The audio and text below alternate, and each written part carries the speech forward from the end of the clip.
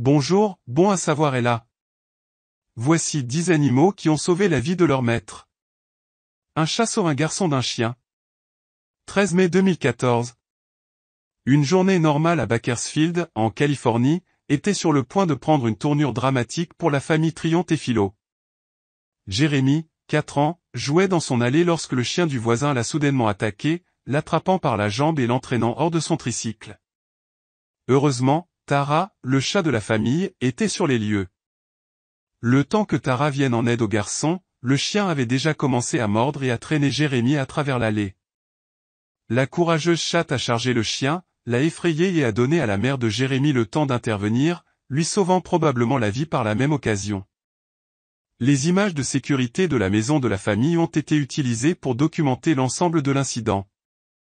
Tara est un tabi domestique à poil court, une race réputée pour son caractère aimable et affectueux.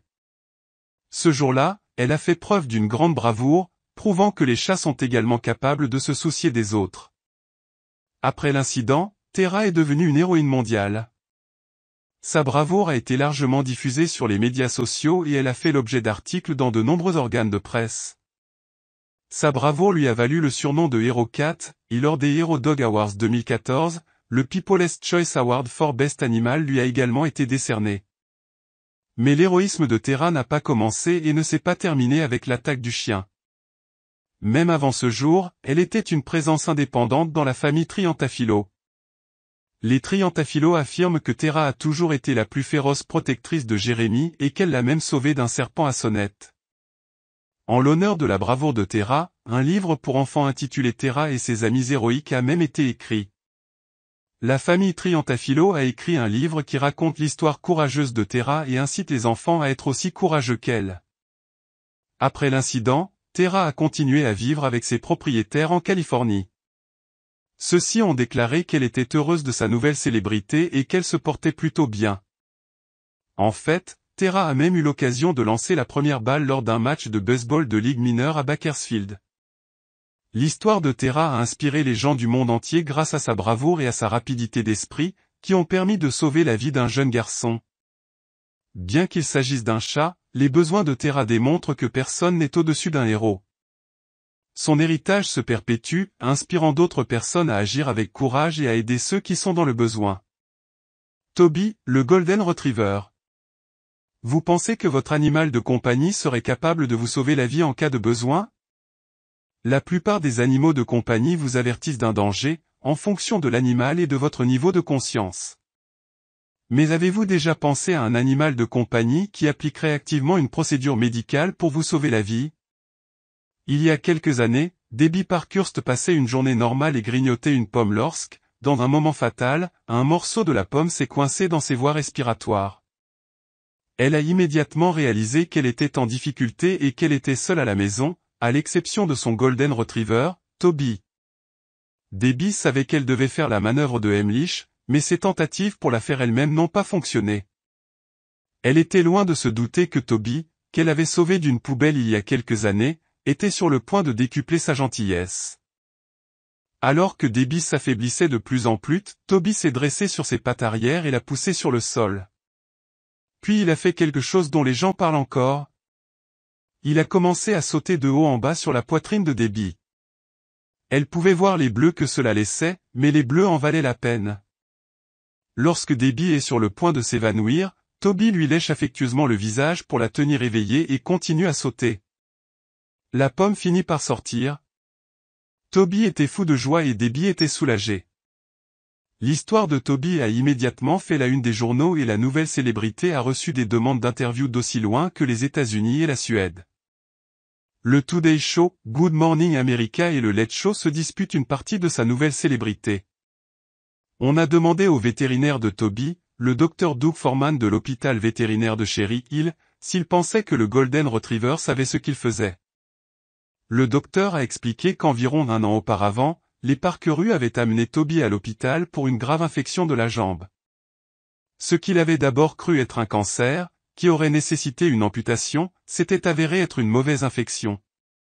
S'il avait amputé la jambe, Debbie serait peut-être morte aujourd'hui, car Toby n'aurait pas pu appliquer le même type de force avec une seule jambe. Le Dr Foreman a également souligné que Toby était l'un des chiens les moins bien dressés qu'il ait jamais vus. Le fait qu'il ait réussi à faire ce qu'il a fait est donc encore plus étonnant. Un chien sauve un garçon. Les chiens sont peut-être les meilleurs amis de l'homme, mais ils sont aussi les meilleurs amis des garçons. Des images ont été diffusées sur TikTok d'un incident au cours duquel un chien nommé Tank a sauvé la vie de son jeune maître d'un chien agressif qui le chargeait. Tank et le garçon jouaient dehors quand, tout à coup, un chien noir est apparu en haut à droite et a foncé sur le garçon. Le chien fonçait tout droit sur le garçon lorsque Tank est intervenu, giflant le chien et se plaçant entre le chien noir et le garçon. On peut voir le garçon se débattre frénétiquement tandis que l'attaquant se calme et se dirige dans la direction générale de la cible pour une deuxième passe. Tank ne prend pas de risque, et alors qu'un pitbull vient l'aider, il se place à nouveau entre l'agresseur et le garçon. Une fois l'attaque initiale terminée, on peut voir le propriétaire du chien noir s'efforcer de maîtriser son animal. La mère de l'enfant s'est emparée de son fils et l'a mis à l'abri, Tank restant à proximité pour le protéger. Sur l'ère de Dog's Out de DMX, le père du garçon a posté la vidéo de surveillance de l'incident, qui avait alors été visionnée plus de 20 millions de fois. La mère a également reçu près de 24 millions de vues pour une vidéo qu'elle a postée.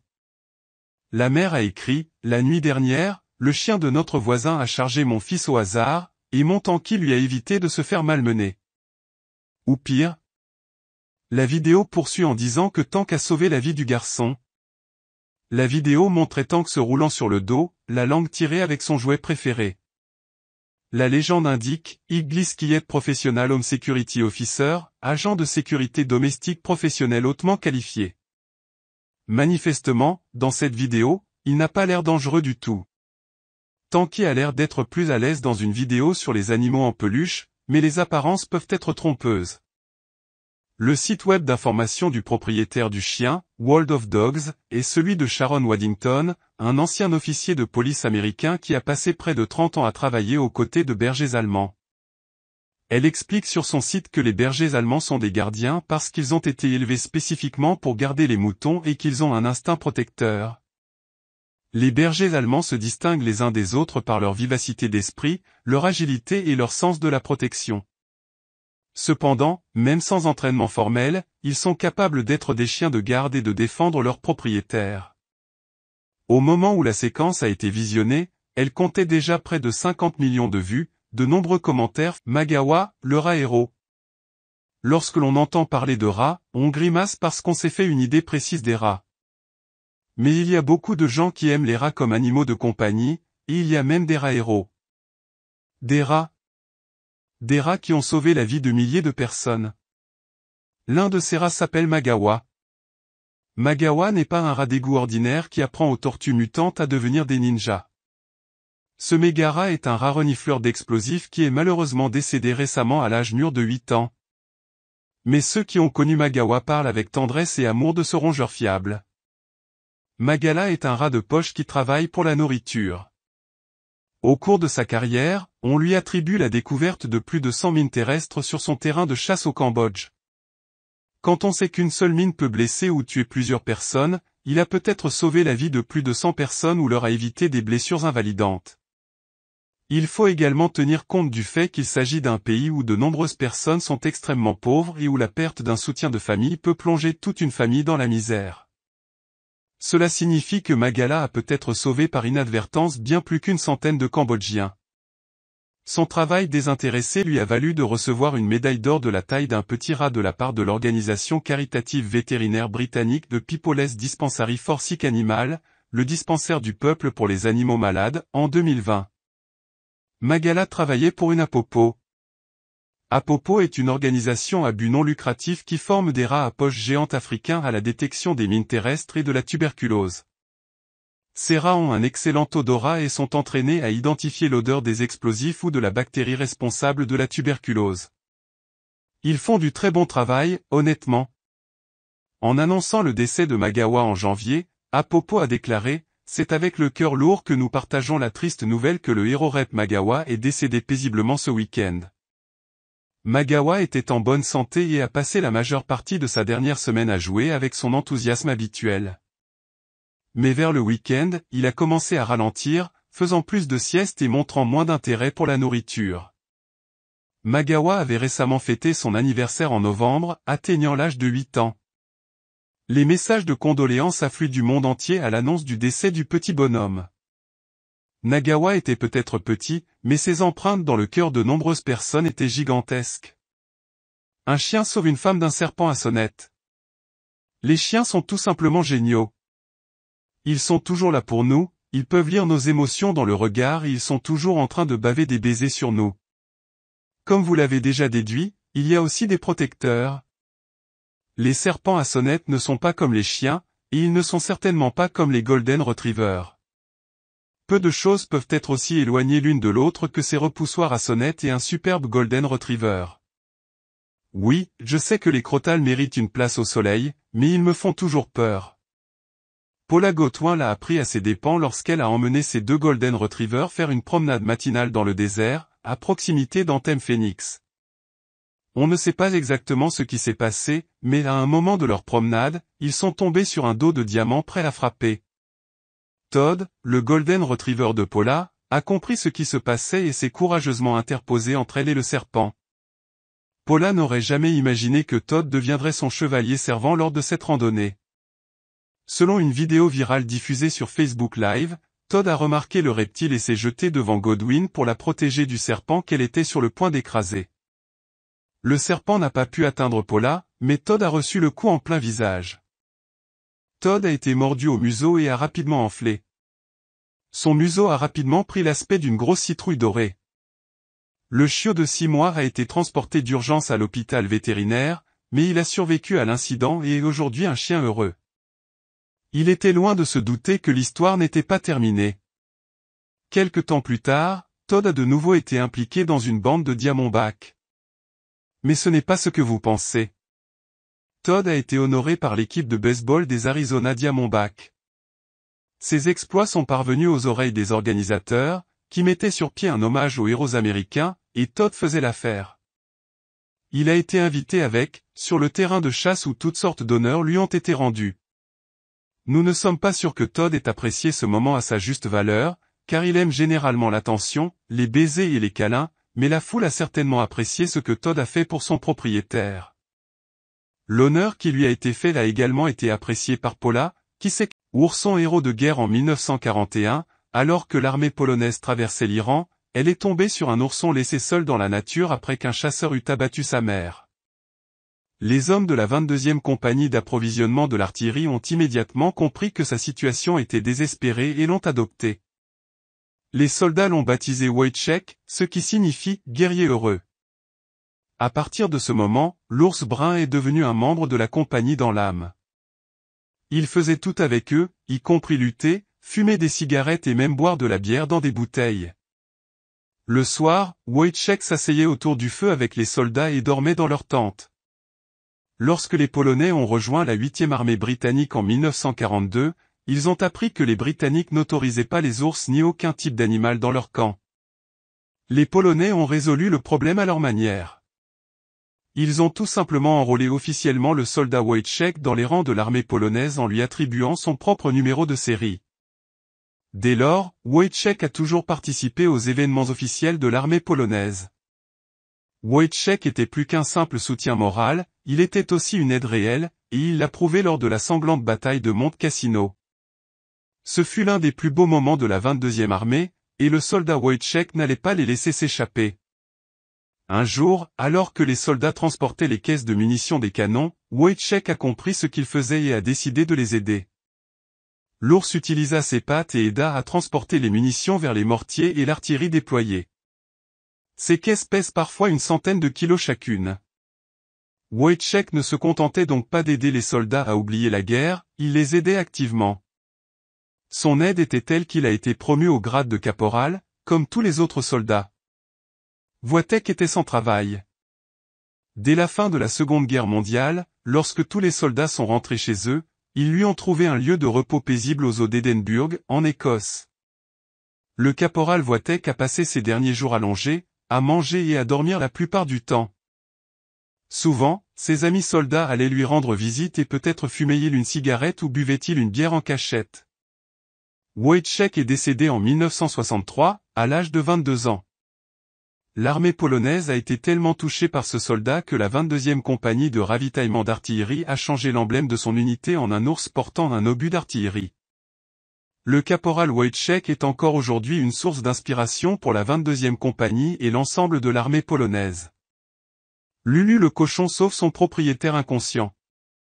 Vous avez entendu parler de toutes sortes d'animaux héros, mais celui-ci sort de l'ordinaire.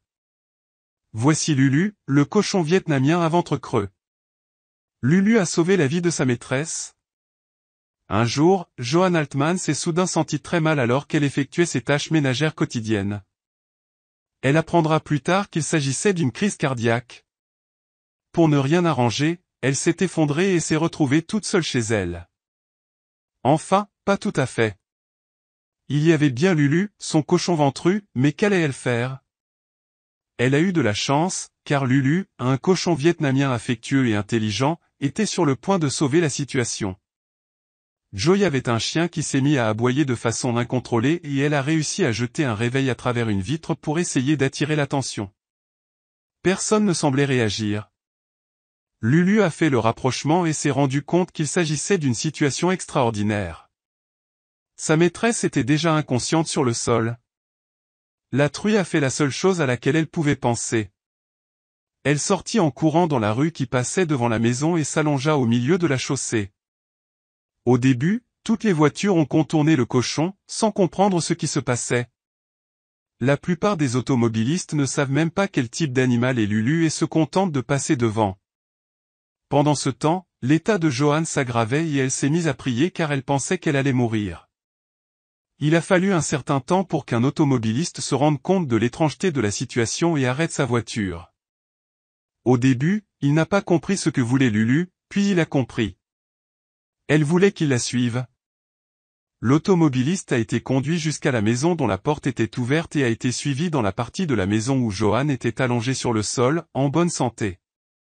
L'automobiliste s'est rendu compte qu'elle avait besoin d'une assistance médicale immédiate et a appelé les services d'urgence. L'ambulance et le personnel paramédical sont arrivés à temps pour sauver la vie de Johanne et l'ont emmenée à l'hôpital, où elle s'est complètement rétablie par la suite. Avant, Lulu était grosse, mais maintenant qu'elle est devenue une petite célébrité, tous les habitants de la communauté viennent la nourrir et la caresser. Un chiche DSU sauve son propriétaire d'un tsunami. Les tsunamis sont des forces de la nature que nous n'avions jamais comprises visuellement jusqu'à ce que l'ère des téléphones portables nous donne nos premières images en 2004 avec le tsunami indonésien du lendemain de Noël. Ce n'est qu'à ce moment-là que nous avons vu à quoi ressemblaient réellement ces vagues. L'histoire suivante est celle d'un chien qui a sauvé son maître du tsunami de 2011 au Japon. Lorsque le tremblement de terre a frappé la côte de Tohoku, Tamiyaka Numa et son chien, Babut, se trouvaient dans le salon de leur maison. Babu a commencé à faire des siennes lorsque les lumières se sont mises à clignoter, en gémissant et en courant vers la porte. Le chien voulait vraiment sortir de la maison et Tammy a écouté son chiche DSU. Dès qu'ils furent dehors, Babu refusa catégoriquement de suivre l'exemple de sa maîtresse et la traîna dans la direction opposée à celle où ils allaient habituellement dans la ville côtière de Miyako. Babu se retournait et poussait sa maîtresse, Anakuma, à marcher plus vite lorsqu'elle devait ralentir pour reprendre son souffle. Lorsqu'elle arriva enfin à sa hauteur, Babu repartit en sprintant tout en attrapant sa laisse. Ils avaient déjà parcouru 1 kilomètre en quelques minutes et se dirigeaient vers une colline quand Akanuma remarqua que Babu s'était calmé et avait cessé de tirer sur la laisse. Ce qui l'avait déclenché n'était plus un problème. Akanuma 83 a supposé que Babu avait peut-être senti l'imminence du tsunami. La vague a frappé alors qu'ils étaient sur la colline et ils ont regardé l'eau emporter tout ce qu'ils possédaient. Lorsque la grande vague a frappé Taro Kawamuke, où ils vivaient, elle a aplati le quartier, consumant leur maison et le mur d'eau trouble. Si Tammy n'avait pas suivi l'instinct de son chien, ils seraient morts tous les deux ce jour-là. À cause de Babu, les eaux boueuses ont entraîné beaucoup d'autres personnes dans la mer, mais elles ont été épargnées. Babu et Akanuma, qui ont été déplacés par les destructions, résidaient pour la dernière fois dans une salle qui servait d'abri à 60 habitants. Même si leur avenir est incertain, Akanuma a déclaré qu'elle ne douterait jamais de l'engagement indéfectible de son ami à 4 pattes. Et à juste titre. Babu mérite probablement une médaille pour ce qu'elle a fait ce jour-là. Elle a définitivement sauvé Tammy d'une mort certaine. Judy, le chien prisonnier de guerre Judy était un chien d'arrêt anglais de pure race, qui servait sur un navire appartenant à la marine britannique. Judy était là en 1942 lorsque le navire a été bombardé par les Japonais, et elle a aidé les soldats qui ne savaient pas nager en transportant leurs corps un par un jusqu'au rivage d'une île inhabitée de la mer de Chine méridionale. Les soldats survivants ont cherché des sources de nourriture et d'eau pendant plusieurs jours. Judy a ensuite repéré une source d'eau douce. Le groupe est parti à pied, traversant la nature sauvage à la recherche d'indices d'une habitation humaine. Malheureusement, l'île abrite un village japonais et les hommes sont faits prisonniers par les Japonais. Afin d'éviter d'être séparés de Judy, les soldats la dissimulent alors qu'ils sont transportés vers un BOOW. En Indonésie, Frank Williams, pilote de la Royal Navy et prisonnier, constate que Judy n'a pas de propriétaire approprié. Frank eut pitié d'elle et décida de l'adopter en partageant sa nourriture avec elle lorsqu'il voyait qu'elle cherchait de la nourriture. Judy intervient chaque fois qu'un prisonnier britannique est battu par un garde japonais, même si cela signifie qu'elle est blessée. Elle le fait malgré le fait qu'elle soit elle-même prisonnière. Frank était pétrifié à l'idée que les gardes finissent par la tuer, et il s'est donc arrangé pour qu'elle soit reconnue comme un prisonnier de guerre officiel. Ainsi, sa vie serait épargnée au cas où elle serait traitée comme telle. Judy et Frank sont rentrés en Angleterre en 1945, où elle a reçu la médaille d'Iquin pour sa bravoure après 3 ans de détention. En 1950, 5 ans seulement après le diagnostic, Judy décède d'un cancer. Frank lui a donné un enterrement digne de ce nom après avoir trouvé son corps et l'avoir enveloppé dans une veste de la Royal Air Force. Le chat qui gagna une médaille pour bravoure Simon le chat fut découvert en mars 1948, en train de fouiller les quais de l'île de Stonecutters à Hong Kong. George Hickenbottom, un simple marin de 17 ans, l'a fait monter clandestinement à bord du HMS Améthyste et l'a caché dans sa cabine. En avril 1949, l'Améthyste reçut l'ordre de remonter le fleuve Yangtze de Shanghai à Nankin pour relever le HMS Consort de ses fonctions. Il y avait un cessez-le-feu entre les forces chinoises en guerre et on pensait que le navire atteindrait le Consort à temps. Malheureusement, l'Améthyste se trouvait encore à une 60aine de milles de la mer. L'Améthyste a été touché depuis la côte nord, en premier lieu la passerelle, la timonerie et la salle des basses tensions. 19 hommes, dont le capitaine, furent tués et 27 autres furent blessés. Des négociations avec les communistes ont rapidement été entamées pour la libération de l'Améthyste et de son équipage. Le navire est alors touché par un autre obus chinois, ce qui blesse Simon, qui est désormais le capitaine du navire.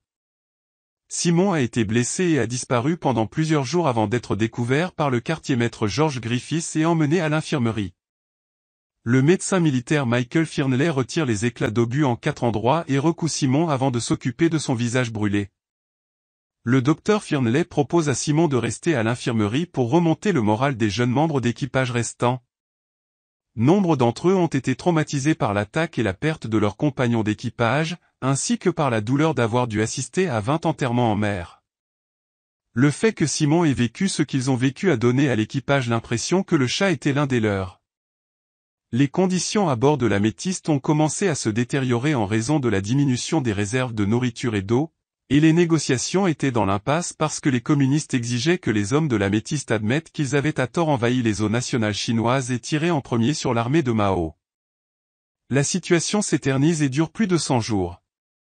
Enfin, la nourriture et l'eau étant sévèrement rationnées, le capitaine décide de s'enfuir à la faveur de l'obscurité. La réponse qu'ils reçurent fut moins agressive que prévu. L'Améthyste rentre à Hong Kong après 101 jours de captivité, et la nouvelle des exploits de l'équipage se répand, faisant de Simon une célébrité internationale. Le capitaine répond à une demande du People's Dispensary for Sick Animal, qui lui décerne la médaille d'Iquin, confirmant l'héroïsme de Simon. Simon a reçu la médaille d'Iquin pour avoir remonté le moral de l'équipage et pour avoir éliminé les rats qui mangeaient les réserves de nourriture limitées de l'équipage, jusqu'à ce qu'il soit blessé, bien sûr. Cette attention a suscité des courriers de fans, des boîtes de nourriture et des jouets pour chats. Le lieutenant Stuart Tate a été nommé officier du chat et chargé de gérer le courrier et les cadeaux de Simon, et la remise officielle de la médaille d'Iquin a été fixée au 11 décembre. Cependant, Simon tomba malade à cause d'un virus et mourut le 28 novembre, 2 semaines avant la cérémonie, après avoir vécu beaucoup de choses en 2 courtes années. Il a été le seul animal de la Royal Navy à obtenir la distinction d'icône et reste le seul chat à avoir jamais reçu cette récompense. À la prochaine fois.